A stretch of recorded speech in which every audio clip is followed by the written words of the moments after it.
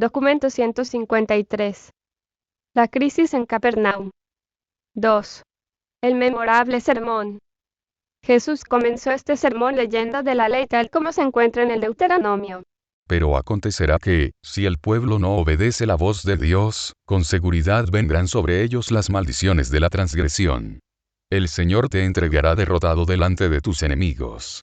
Serás vejado por todos los reinos de la tierra. El Señor te llevará a ti y al rey que hubieres puesto sobre ti, a una nación extranjera. Serás motivo de horror, y servirás de refrán y de burla entre todas las naciones. Tus hijos e hijas irán en cautiverio. Los extranjeros que estarán en medio de ti se elevarán sobre ti muy alto y tú descenderás muy abajo. Y estarán todas estas cosas sobre ti y tu descendencia para siempre por cuanto no habrás atendido a la palabra del Señor. Servirás, por tanto, a tus enemigos que vendrán contra ti. Sufrirás hambre y sed y llevarás este yugo ajeno de hierro. El Señor traerá contra ti una nación de lejos, del extremo de la tierra, nación cuya lengua no entiendas, gente fiera de rostro, nación que no tendrá respeto a ti. Pondrá sitio a todas tus ciudades hasta que caigan tus muros altos y fortificados en que tú confías. Y toda la tierra caerá en sus manos. Y sucederá que llegarás a comer el fruto de tu vientre, la carne de tus hijos e hijas, en el sitio y en el apuro con que te angustiarán tus enemigos. Cuando Jesús hubo terminado esta lectura, pasó a los profetas, y leyó de Jeremías. Si no atendéis a las palabras de mis siervos los profetas que os he enviado, yo pondré esta casa como silo, y esta ciudad la pondré por maldición a todas las naciones de la tierra. Y los sacerdotes y los maestros oyeron a Jeremías hablar estas palabras en la casa del Señor. Y sucedió que, cuando Jeremías terminó de decir todo lo que el Señor le había ordenado que dijera a todo el pueblo, los sacerdotes y los maestros lo agarraron, diciendo: de cierto morirás. Y todo el pueblo se agolpó en la casa del Señor alrededor de Jeremías. Cuando los príncipes de Judá oyeron estas cosas, se sentaron para abrir juicio contra Jeremías. Entonces hablaron los sacerdotes y maestros a los príncipes y a todo el pueblo, diciendo: en pena de muerte ha incurrido este hombre porque profetizó contra nuestra ciudad, y vosotros lo habéis oído con vuestros oídos. Entonces habló Jeremías a los príncipes y a todo el pueblo: el Señor me envió a profetizar contra esta casa y esta ciudad todas las palabras que habéis oído. Mejorad ahora vuestros caminos y vuestras obras, y obedeced la voz del Señor vuestro Dios para libraros de los males que se han pronunciado contra vosotros. En lo que a mí toca, he aquí estoy en vuestras manos. Haced conmigo lo que os parezca bueno y recto. Mas sabed de cierto, que si me matáis, sangre inocente echaré sobre vosotros y sobre este pueblo, porque en verdad el Señor me envió para que dijese todas estas palabras en vuestros oídos. Los sacerdotes y maestros de ese día querían matar a Jeremías, pero los jueces no dieron su consentimiento, aunque sí castigaron sus palabras de advertencia, mandando que lo ataran con sogas y lo bajaran a un calabozo inmundo, hundiéndolo en el lodo hasta las axilas. Eso fue lo que esta gente le hizo al profeta Jeremías cuando él, obedeciendo la orden del Señor, advirtió a sus hermanos sobre su inminente caída política. Hoy, deseo preguntaros: ¿qué harán los altos sacerdotes y los líderes religiosos de este pueblo con aquel que se atreve a advertirles sobre el día de su ruina espiritual?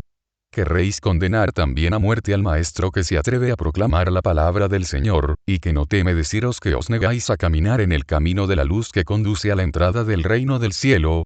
¿Qué es lo que buscáis como prueba de mi misión en la tierra? Os hemos dejado tranquilos en vuestra posición de influencia y poder, mientras predicábamos buenas nuevas a los pobres y a los parías. No hemos lanzado ningún ataque hostil contra lo que vosotros reverenciáis, sino más bien hemos proclamado una nueva libertad para el alma temerosa del hombre. He venido al mundo para revelar a mi Padre y para establecer sobre la tierra la hermandad espiritual de los hijos de Dios, el reino del cielo. Aunque muchas veces os he recordado que mi reino no es de este mundo, sin embargo mi Padre os ha otorgado muchas manifestaciones de portentos materiales, además de las transformaciones y regeneraciones espirituales más evidentes. ¿Qué nuevo signo buscáis de mis manos? Os declaro que ya tenéis pruebas suficientes para permitiros tomar una decisión. De cierto digo a muchos que están sentados ante mí este día: os enfrentáis con la necesidad de seleccionar qué camino seguiréis. Y yo os digo, como Josué dijera a vuestros antepasados: elige tú este día quién servirás. Hoy, muchos de vosotros os encontráis ante la bifurcación de los caminos. Algunos entre vosotros, cuando no pudieron encontrarme después del festín de la multitud en la otra orilla, contratasteis la flotilla de pesca de Tiberías, que una semana antes se había refugiado ahí cerca durante una tormenta, para ir en mi seguimiento, y para qué. No en pos de la verdad y la rectitud, ni para aprender cómo mejor servir y ministrar a vuestros semejantes. No, más bien fue para conseguir más pan sin haber que trabajar por este. No buscabais llenar vuestra alma con la palabra viva, sino tan solo llenar vuestro estómago con el pan fácil. Por largo tiempo se os ha enseñado que el Mesías, cuando llegara, realizaría portentos que harían agradable y fácil la vida para todo el pueblo elegido. No es de extrañar pues que habiendo recibido estas enseñanzas, anheléis panes y peces. Pero yo os declaro que esta no es la misión del Hijo del Hombre. Yo he venido para proclamar la libertad espiritual, enseñar la verdad eterna, y promover la fe viviente. Hermanos míos, no anheléis la carne que perece, sino más bien, buscad el alimento espiritual que alimenta aún hasta la vida eterna. Y este es el pan de la vida que el Hijo da a todos los que lo tomen y lo coman, porque el Padre ha dado esta vida al Hijo sin limitaciones. Cuando vosotros me preguntasteis, ¿qué hemos de hacer para realizar la obra de Dios? Yo os dije claramente: esta es la obra de Dios, que creáis en aquel que Él ha enviado. Luego dijo Jesús, indicando una imagen de vasija de maná que decoraba el dintel de esta nueva sinagoga, embellecida con racimos de uva. Habéis creído que vuestros antepasados en el desierto comieron maná, el pan del cielo, pero yo os digo que ese era el pan de la tierra. Aunque Moisés no dio a vuestros antepasados el pan del cielo, mi Padre ahora está pronto para daros el verdadero pan de la vida. El pan del cielo es lo que desciende de Dios y da vida eterna a los hombres del mundo. Y cuando vosotros me digáis, danos este pan viviente, yo os contestaré: yo soy el pan de la vida. El que viene a mí no pasará hambre, el que cree en mí, jamás tendrá sed. Me habéis visto, habéis vivido conmigo, habéis contemplado mis obras, sin embargo no creéis que he venido del Padre. Pero a los que sí creen no temáis. Todos los que son conducidos por el Padre vendrán a mí, y el que venga a mí no será rechazado. Ahora, permitidme que os declare, de una vez por todas, que he venido a la tierra, no para hacer mi propia voluntad, sino la voluntad de aquel que me envió.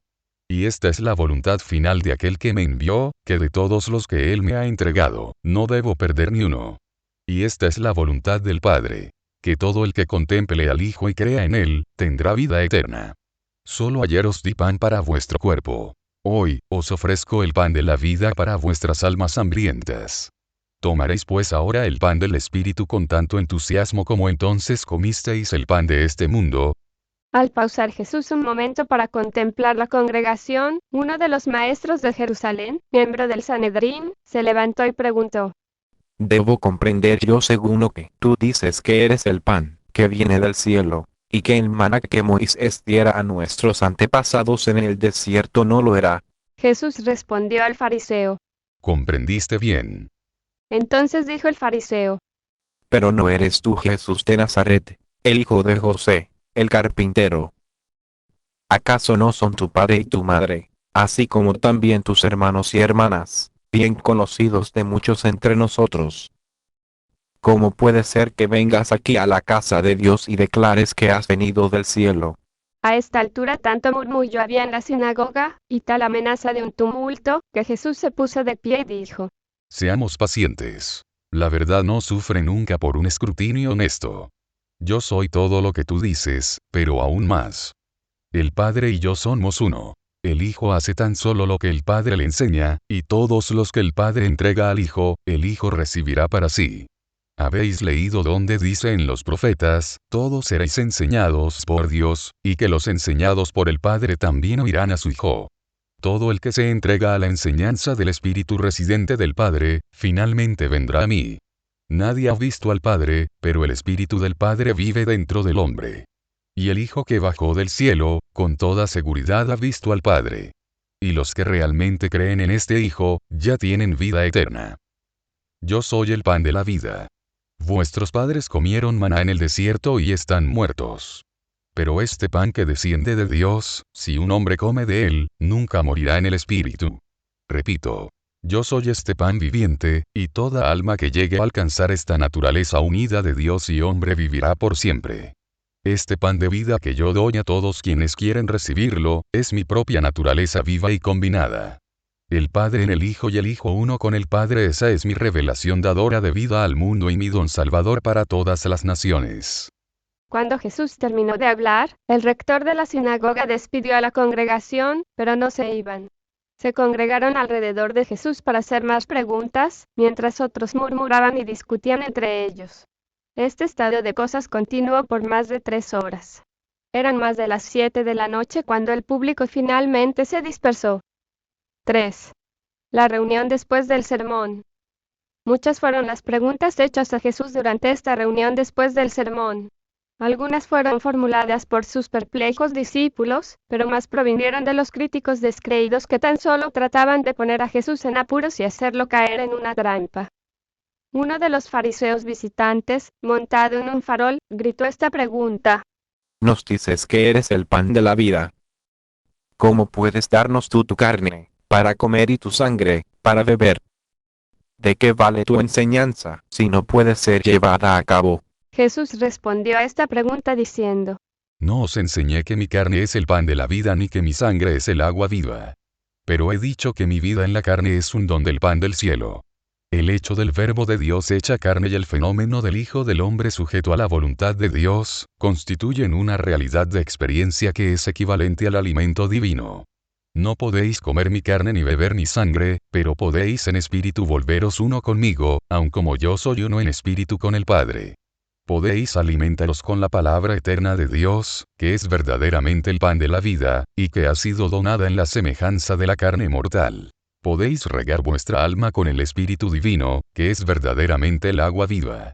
El Padre me ha enviado al mundo, para mostraros cómo desea morar en todos los hombres y guiarlos. Y he vivido esta vida en la carne para inspirar a todos los hombres para siempre a que también traten de conocer y hacer la voluntad del Padre Celestial que en ellos reside. Entonces uno de los espías de Jerusalén que había estado observando a Jesús y a sus apóstoles, dijo: Vemos que ni tú ni tus apóstoles os laváis las manos en forma adecuada antes de comer pan. Bien debéis saber que la práctica de comer con las manos sucias e impuras es una transgresión de la ley de los ancianos. Tampoco laváis en forma adecuada vuestras copas de beber y vuestras vasijas de comer. ¿Por qué mostráis tal falta de respeto por las tradiciones de los padres y las leyes de nuestros ancianos? Cuando Jesús lo oyó hablar, respondió: ¿Por qué transgredís los mandamientos de Dios con las leyes de la tradición? El mandamiento dice, honrarás a tu padre y tu madre, y os ordena que compartáis con ellos vuestra sustancia si es necesario. Pero vosotros aplicáis una ley basada en la tradición, que permite que los hijos desobedientes digan que el dinero que pudiera haber ayudado a los padres, ha sido entregado a Dios. Así libera la ley de los ancianos a estos hijos mañosos de sus responsabilidades, sin tomar en cuenta el hecho de que estos hijos subsiguientemente utilizan el dinero para su propia comodidad. ¿Por qué anuláis de este modo el mandamiento, basándoos en vuestra tradición? Bien profetizó Isaías vuestra hipocresía diciendo: con sus labios este pueblo me honra, pero su corazón está lejos de mí. En vano me adoran, enseñando como doctrinas los preceptos de los hombres. Bien podéis ver cómo olvidáis el mandamiento, aferrándoos en cambio a las tradiciones de los hombres. Rechazáis sin titubear la palabra de Dios, mientras mantenéis vuestra tradición. De muchas otras maneras os atrevéis a emplazar vuestras enseñanzas por encima de la ley y de los profetas. Entonces se dirigió Jesús a todos los que estaban presentes, diciendo: Pero, prestadme atención todos vosotros. No es lo que entra por la boca, lo que ensucia espiritualmente al hombre, sino más bien, lo que procede de la boca y del corazón. Pero ni siquiera los apóstoles pudieron captar plenamente el significado de sus palabras, porque Simón Pedro también le preguntó: Para que algunos de tus oyentes no se sientan innecesariamente ofendidos, ¿puedes explicarnos el significado de estas palabras? Entonces le dijo Jesús a Pedro: ¿Es que tú también eres duro de comprensión? ¿Acaso no sabes que toda planta que no haya sembrado mi Padre será desarraigada? Presta atención a los que quieren conocer la verdad. No puedes obligar a los hombres a que amen la verdad. Muchos de estos maestros son guías ciegos. Y tú sabes que, si un ciego conduce a un ciego, ambos caerán al precipicio. Pero, prestad atención cuando os digo la verdad sobre esas cosas que ensucian moralmente y contaminan espiritualmente a los hombres. Yo declaro que no es lo que entra al cuerpo por la boca o llega a la mente por los ojos y los oídos, lo que ensucia al hombre. El hombre tan solo se ensucia por el mal que puede originarse dentro de su corazón, y que encuentra expresión en las palabras y acciones de estas personas impuras. ¿Acaso no sabes que es del corazón de donde provienen los malos pensamientos, los protervos proyectos de asesinato, robo y adulterio, juntamente con los celos, el orgullo, la ira, la venganza, los regaños y el falso testimonio? Estas son precisamente las cosas que ensucian al hombre, y no el comer pan con las manos ceremonialmente sucias. Ya los comisionados fariseos del Sanedrín de Jerusalén estaban casi convencidos de que había que arrestar a Jesús por blasfemia porque se mofaba de la ley sagrada de los judíos. Por eso intentaban enredarlo en discusiones sobre algunas de las tradiciones de los ancianos, las así llamadas leyes orales del país, para darle la oportunidad de que las atacara. Sin importarles el hecho que hubiera escasez de agua, estos judíos encadenados por las tradiciones no dejaban jamás de realizar el lavado ceremonial de las manos antes de cada comida. Era su creencia que es mejor morir que transgredir los mandamientos de los ancianos. Los espías hicieron esta pregunta porque sabían que Jesús había dicho: La salvación es asunto de corazón limpio más bien que de manos limpias. Pero estas creencias, cuando se vuelven parte de una religión, son difíciles de eliminar. Aún muchos años después de este día, el apóstol Pedro seguía siendo esclavo temeroso de muchas de estas tradiciones sobre la limpieza y la impureza, y finalmente se liberó mediante la experiencia de un sueño extraordinario vívido. Todo esto se puede comprender mejor si se recuerda que estos judíos consideraban que comer sin lavarse las manos equivalía a comerciar con una prostituta, y ambas acciones eran igualmente castigables de excomunión. Así pues, eligió el maestro discutir y exponer la locura del entero sistema rabínico de reglas y reglamentaciones representado por la ley oral, las tradiciones de los ancianos, todas las cuales eran consideradas más sagradas y más obligatorias para los judíos que las enseñanzas mismas de las Escrituras.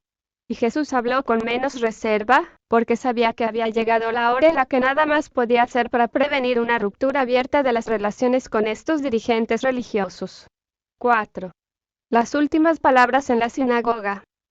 Durante esta reunión después de los servicios, en el medio de las discusiones, uno de los fariseos de Jerusalén condujo ante Jesús a un joven perturbado, poseído por un espíritu rebelde y turbulento. Después de conducir a este mancebo de mente ante Jesús, dijo: ¿Qué puedes hacer tú por semejante aflicción? Puedes echar afuera a los diablos. Cuando el maestro contempló al joven, fue conmovido por la compasión y, señalando al muchacho que se le acercara, lo tomó de la mano y dijo: Tú sabes quién soy yo. Sal de él. Y yo ordeno a uno de tus semejantes leales que se asegure de que no vuelvas. Inmediatamente el joven se sintió normal y recobró su mente sana. Este es el primer caso en el que Jesús realmente echó a un espíritu malvado fuera de un ser humano. Todos los casos previos solo habían sido supuestamente poseídos por el diablo. Pero este era un caso genuino de posesión demoníaca, tal como de cuando en cuando ocurría en aquellos días y hasta el día de Pentecostés, cuando el espíritu del Maestro fue derramado sobre toda la carne, haciendo por siempre imposible que estos pocos rebeldes celestiales se aprovecharan de ciertos tipos inestables de seres humanos. Al mostrar el pueblo admiración, uno de los fariseos se puso de pie y acusó a Jesús de que podía hacer estas cosas porque estaba aliado con los diablos, que admitían el lenguaje mismo que empleó para echar fuera a este diablo, que se conocían. Y siguió diciendo que los instructores y dirigentes religiosos en Jerusalén habían decidido que Jesús realizaba todos sus así llamados milagros por el poder de Belcebú, el príncipe de los diablos. Dijo el fariseo: No os asociéis con este hombre. Es socio de Satanás. Entonces dijo Jesús: ¿Cómo puede Satanás echar afuera a Satanás? Un reino dividido contra sí mismo no puede permanecer. Si una casa está dividida contra sí misma, pronto cae en la desolación. ¿Puede resistir el sitio una ciudad desunida? Si Satanás echa a Satanás, está dividido contra sí mismo. ¿De qué manera pues puede perdurar su reino? Pero deberíais saber que nadie puede entrar en la casa de un hombre fuerte y despojarlo de sus bienes, si antes no lo vence y lo ata. Así pues, si yo por el poder de Beelzebú echo afuera a los demonios, ¿por qué poder los echan vuestros hijos? Por eso ellos serán vuestros jueces.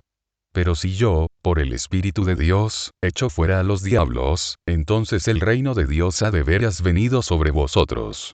Si no estuvierais cegados por el prejuicio y confundidos por el temor y el orgullo, fácilmente percibiríais que el que es más grande que los diablos está en vuestro medio. Me obligáis a declarar que el que no está conmigo, está contra mí, que el que no cosecha conmigo lo dispersa todo a los cuatro vientos. Dejadme pronunciar una advertencia solemne, a vosotros que presumís, con los ojos abiertos y con malicia premeditada, atribuir a sabiendas la obra de Dios a las acciones de los diablos. De cierto os digo que todos vuestros pecados serán perdonados, aun todas vuestras blasfemias, pero la blasfemia deliberada y maligna contra Dios no os será perdonada. Puesto que estos obreros persistentes de la iniquidad nunca buscarán ni recibirán perdón, son culpables del pecado de rechazar eternamente el perdón divino. Muchos entre vosotros habéis llegado este día a la bifurcación de los caminos. Habéis llegado al comienzo de la elección inevitable entre la voluntad del Padre y los caminos autoelegidos de las tinieblas. Así como vosotros elegís ahora, así seréis con el tiempo. Debéis hacer bueno el árbol y bueno su fruto, o de lo contrario el árbol será corrupto y corrupto su fruto.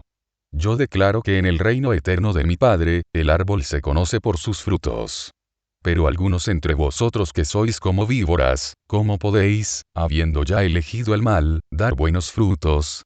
Después de todo, por vuestra boca habla la abundancia del mal en vuestro corazón. Entonces otro fariseo se puso de pie, diciendo: Maestro, querríamos que nos dieses un signo predeterminado con que todos estemos de acuerdo que estableces tu autoridad y derecho de enseñar. ¿Estás de acuerdo con este arreglo?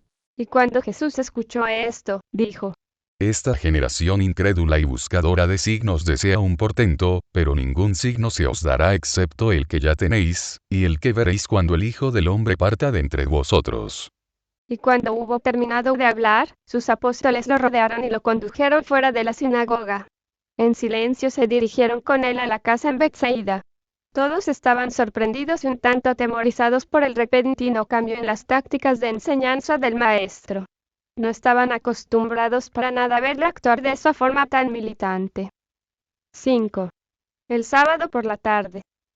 Poco después de la medianoche, Jesús bajó de la habitación del piso superior y se detuvo entre los 12 y sus asociados, unos 30 en total.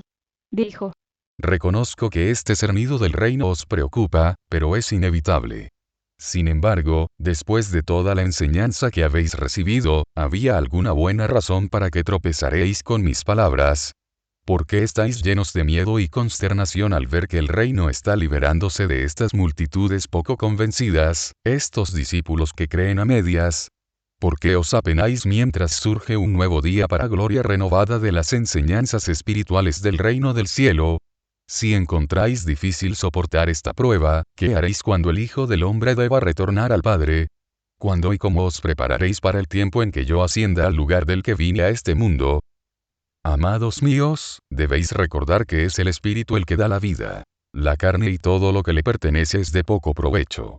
Las palabras que yo he dicho a vosotros son espíritu y vida. Estad de buen ánimo. No os he abandonado. Muchos se ofenderán por las palabras claras de estos días. Ya habéis vosotros oído que muchos de mis discípulos me han dado la espalda. Ya no caminan conmigo. Desde el comienzo, yo sabía que estos creyentes a medias quedarían por el camino. ¿Acaso no os elegí a vosotros 12 y os separé como embajadores del reino? Ahora, en circunstancias como estas, ¿queréis desertar vosotros también? Que cada uno de vosotros contemple su propia fe, porque uno de vosotros corre grave peligro. Cuando Jesús hubo terminado de hablar, Simón Pedro dijo: Sí, Señor, estamos apesadumbrados y perplejos, pero jamás te abandonaremos. Tú nos has enseñado las palabras de la vida eterna. Hemos creído en ti y te hemos seguido todo este tiempo. No te volveremos la espalda, porque sabemos que eres enviado de Dios. Y cuando Pedro terminó de hablar, todos ellos de total acuerdo bajaron la cabeza en signo de aprobación de su promesa de lealtad. Entonces dijo Jesús: Id a descansar, porque se aproximan épocas de mucho trabajo para nosotros. Se están acercando días muy activos.